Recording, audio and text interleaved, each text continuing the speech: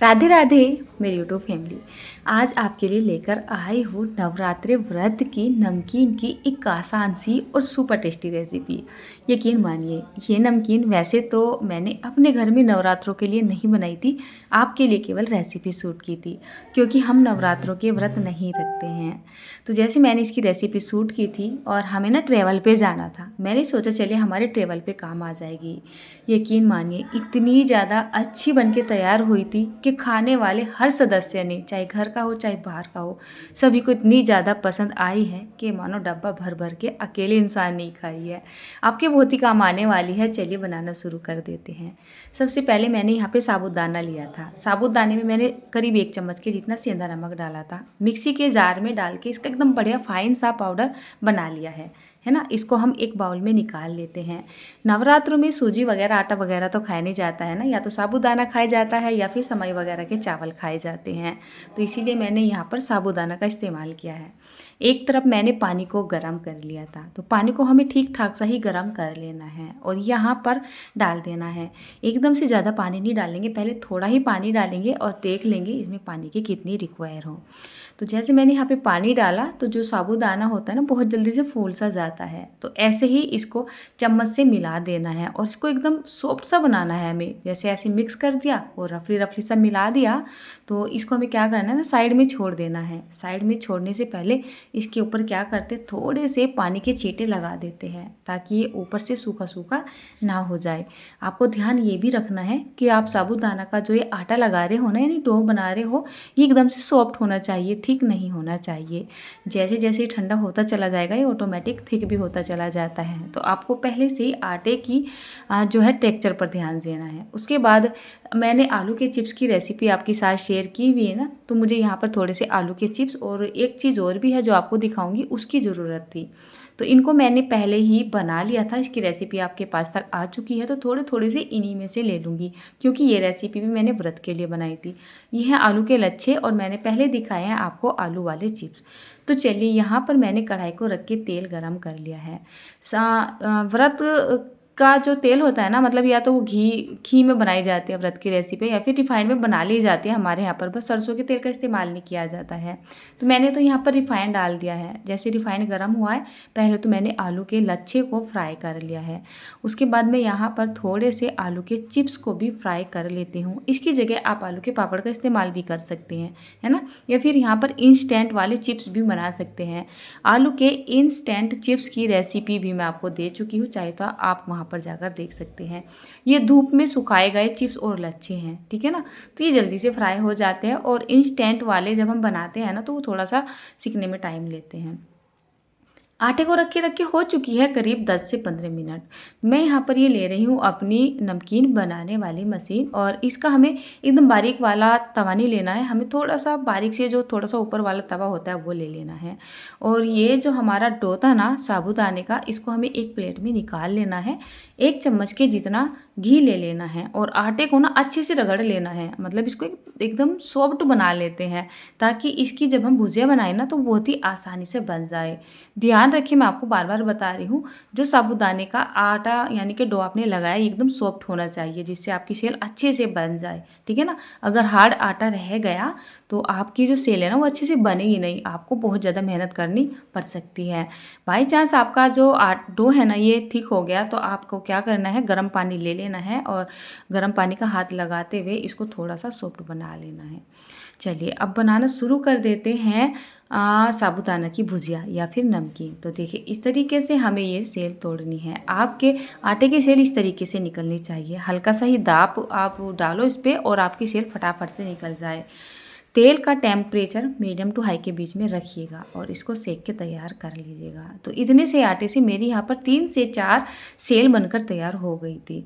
यहाँ पर देखिए बहुत ही अच्छे से सिक चुकी है। इसके ऊपर जो बबल से आए थे ना एकदम से, वो ख़त्म हो चुकी हैं। इसको मैंने साइड में निकाल लिया है। थोड़े से मैंने यहाँ पर ये मखाने ले लिए हैं। वैसे आप चाहे तो इसको थोड़ा हेल्दी वे में भी बना सकते हो, मतलब कम कम घी का इस्तेमाल करते हुए, अगर आप रिफाइंड नहीं खाते हो। रिफाइंड कढ़ाई में था तो मैंने सारी चीज़ें रिफाइंड में फ्राई कर दी है। मैंने क्वांटिटी में इसको इतना ज़्यादा नहीं बनाया है और ये किसी एक ही घर में नहीं रुकेंगी, मतलब ये बहुत जगह बटने वाली है नमकीन मेरी। जैसे मैंने यहाँ पर मखाने फ्राई कर लिए हैं, उसके बाद मैंने यहाँ पर ले लिया है गोंद। गोंद को हमेशा तेल का या फिर घी का टेम्परेचर धीमा करने के बाद ही सेकना चाहिए। हाई फ्लेम बिल्कुल नहीं रखना चाहिए, यानी तेल का या फिर घी का जो टेम्परेचर है वो मीडियम सा होना चाहिए। और जैसे ही आप यहाँ पर गोंद को डालो, एकदम से वो फूल के ऊपर आने चाहिए। तो इनको थोड़ी सी देर के लिए धीमी आंच पे हमें सेक लेना है, ताकि ये अंदर तक जाकर सीख सके। मतलब बहुत से लोग बोलते हैं कि गोंद को व्रत में नहीं खाया जाता है, लेकिन आप मार्केट में व्रत की नमकीन लेने जाओ तो सबसे पहले आपको गोंद और आलू के लच्छे ही नमकीन में मिलेंगे, साथ में मूंगफली मिलेगी। तो आप कहीं भी देख सकते हैं। और वैसे भी गोंद को व्रत में खा लिया जाता है। इनमें से कोई चीज़ अगर आपको ऐसा लग रहा है ना कि आप व्रत में नहीं खाते हो, तो आप कोई बात नहीं, उसको ना स्किप कर दीजिएगा।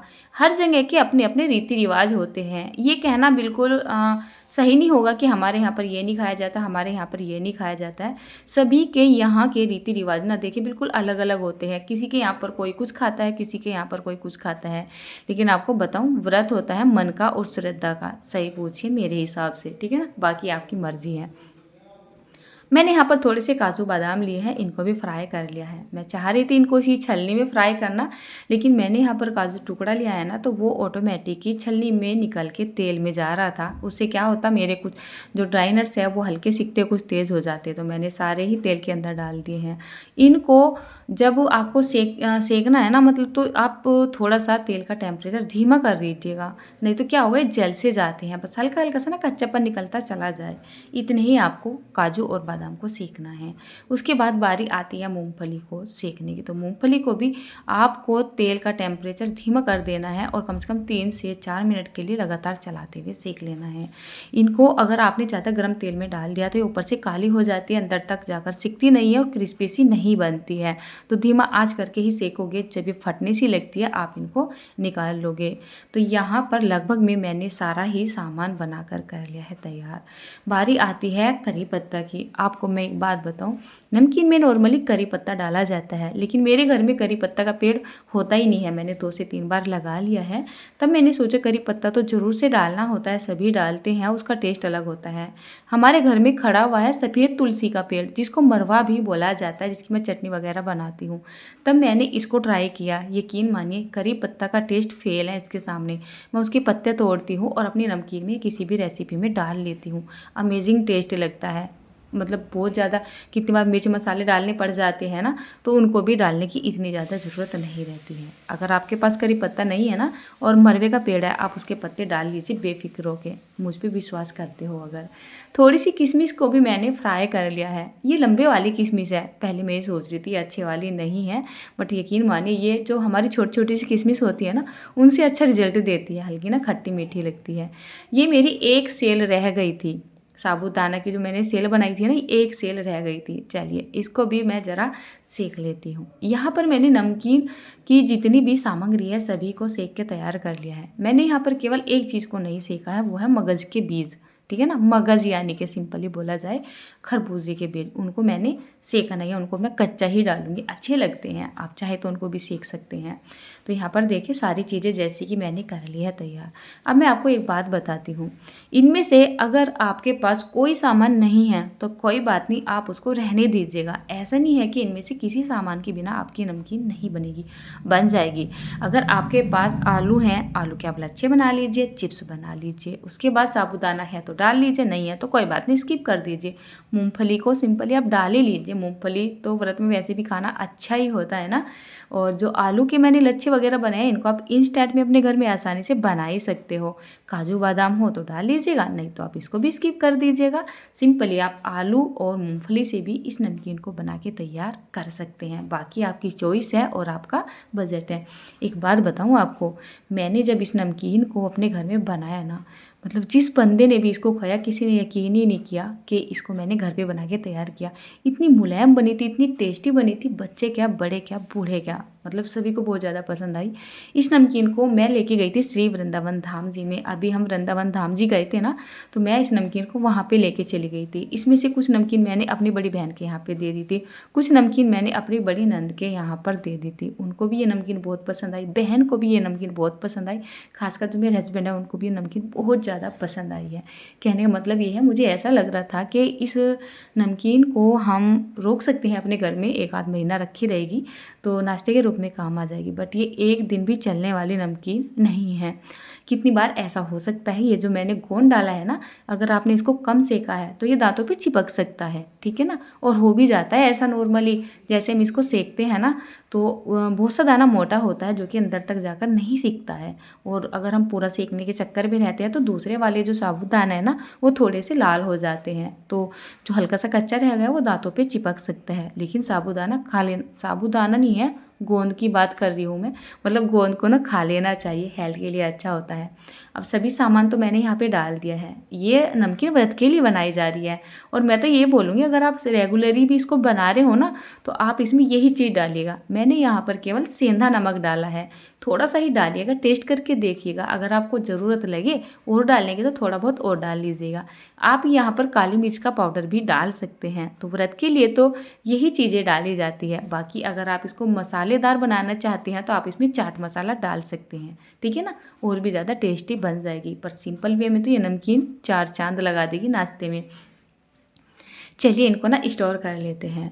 इनको स्टोर करने के लिए आजकल क्या मेरे घर में वैसे हमेशा से ही नाश्ते की रेसिपियाँ बहुत ज़्यादा बनती है जो कि थोड़े बहुत टाइम के लिए स्टोर हो सके। दरअसल हम शाम के टाइम में तीसरे पैर की चाय पीते हैं और वो ऐसे ही पीना मुश्किल सी हो जाती है। सुबह ही सुबह तो बन जाता है कुछ ना कुछ, तीसरे पैर कौन तवा परात उठाएगा। तो मैं इस तरीके के नाश्ते ज़रूर से अपने घर में बना के रखती हूँ, और इन नाश्तों को स्टोर करने के लिए मैंने प्लास्टिक के ही कंटेनर लिए हुए हैं। ये 20-20 रुपये के मिल जाते हैं, हमारे यहाँ पर एक बेचने के लिए आता है तो मैं उसी से ही ले लेती हूँ। मार्केट में लेने जाती हूँ तो ये बहुत महंगे बताते हैं। तो आप किसी भी एयर टाइट डब्बे में इनको भर के रख ले। देखिए कितनी बढ़िया नमकीन बनकर तैयार हो गई है। यकीन मानिए अगर आप इतनी सारी नमकीन को मार्केट में लेने जाएंगे ना, यकीनन आपको कम से कम 400-500 रुपये देने पड़ जाएंगे, और ये तो शाही मिक्सर है और भी ज़्यादा देने पड़ जाएंगे।